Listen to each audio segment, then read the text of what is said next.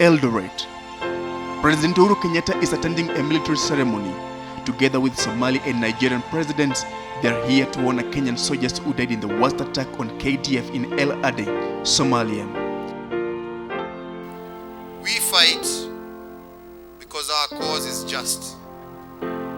Because we want to restore a productive peace in Somalia, and we also wish to protect ourselves from an enemy that would seek to destroy us as well. Together we can and shall defeat terrorists, their sponsors and sympathizers.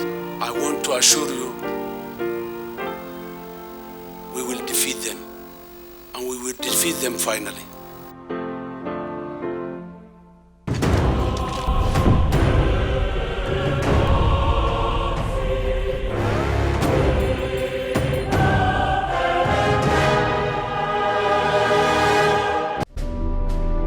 The long road to Adde Attack began on the 16th of October 2011, when the troops crossed the border into the conflict zone in southern Somalia. Now, from the time when Kenyan military made an incursion in Somalia, the Somali militant group that described itself as waging jihadists against the enemies of Islam have had the activities dramatically increased in Kenya.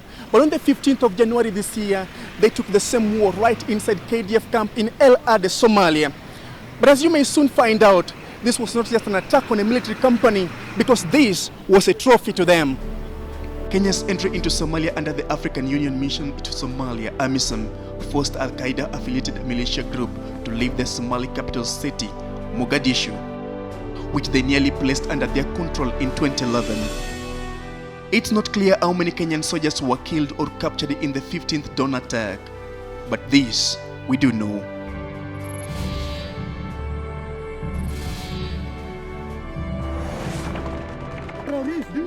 November 2013. Over 300 Al-Shabaab militants graduate after 6-month-long training that included combat tactics and radicalization. This was the actual ceremony.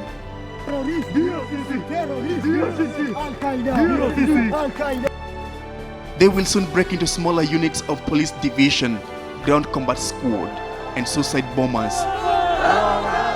In particular, the militants were angered by KDF's massive firepower that drove them out of capital city Mogadishu and their ability to gain rapid dominance in the battle space.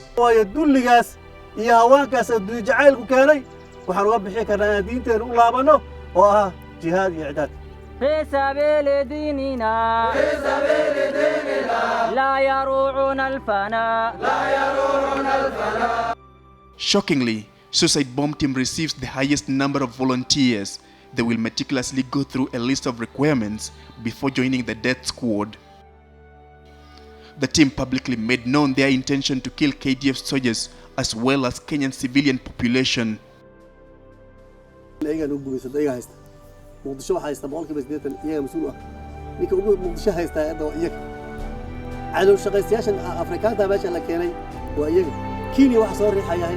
But even with this kind of determination, KDF managed to kill hundreds of Al-Shabaab troopers, foiling many attacks against innocent Kenyans. Al-Shabaab using suicide bombers is just keeping their trademark. It's nothing funny, it's nothing different. It's just showing that Al-Shabaab is as lethal as their counterparts elsewhere. 15th June, Kenyan military intelligence trailed a group of Al-Shabaab militants and neutralized their threat, just as they attempted to attack a military camp at Baure area in Lamu County.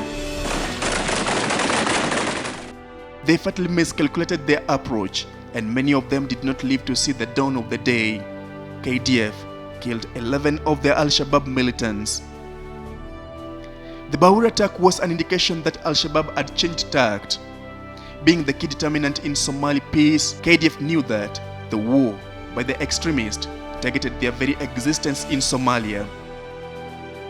With our other allies in AMISOM, we will continue in Somalia to fulfill our mission.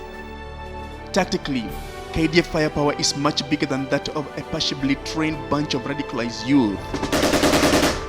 But even then, A more intriguing factor would be to make a hands-on assessment on the AMISOM bases in Somalia. The El Adde base was a typical combat outpost with extra jurisdictions, not subjected to civil applications and directly operated by the Kenyan military. The El Adde camp, as you said, had extra legal implications or issues because it's located right at the border of Sector 2 and 3. And it's in Sector 3 that we have problems with Al-Shabaab. But Sector 3 was given specifically to Ethiopian troops, and Ethiopian troops have kind of refused to clean it up. And so the extra legal issues involved in El Adde have to do with, will Ethiopia allow Kenyan forces to get into Sector 3 and clean the mess in Sector 3? And as such, modern surveillance technology should have detected and neutralized the militants while several miles away. Where was modern-day technology in Somalia? $1 million question. I wish someone could answer me that. Night vision goggles, drones, night vision drones, and other APCs, for example. We would have had our men jump into armored personnel carriers. Where they were, I'm yet to know. If they must inflict serious injuries on KDF, they will have to look for a better intelligence, and the task of supplying that intelligence falls to anyone, including the locals in Somalia. These fighters, what time of the night did they begin to gather? Did they gather in the town, or did they gather at a distance and walk the entire night so that they could not be recognized? And if that was done, wasn't there intelligence whatsoever? Or have we, in our national intelligence infrastructure, NIS, military intelligence, failed in gathering intelligence against the enemy? Then if we have done, that is a very risky business, going to war without intelligence. A week after the attack, reports emerged that the local clans might have played a role in planning and execution of the attack. According to the report, 3 KDF soldiers who had escaped the massacre and hidden in a village elder's house were hunted down by Al-Shabaab and lynched together with their host after being allegedly betrayed by the villagers. November 2015, the Somali National Assembly overwhelmingly voted to have Kenyan troops withdraw from Somalia. But there is one thing that people need to understand in the whole of this debate, because there is a difference between withdrawal of troops from Somalia and an exit strategy. Politically, it may mean one and the same thing, but technically, one of them could just be a contingency plan. I think the greatest joke of 2015 was to hear Somali National Assembly voting KDF out of Somalia. I think it was the greatest insult ever. These same MPs have their children and wives living in Nairobi. They know from the bottom of their hearts they cannot live happily and peacefully in Somalia. Themselves in Mogadishu, they are confined within a small area. They move with the bodyguards like warlords moving down the street. They know for sure they need KDF there. And this mockery of voting out, of passing a vote of no confidence with our troops in Somalia was, I should say, was the worst insult ever. And I think going forward, our country should impose sanctions on all those MPs, and we should blacklist their names. They should never use our airports or our borders, and them and their children should be asked to leave this country. How can they put such, how can they insult Kenyan troops to that extent? For KTN, my name is Obar Mark.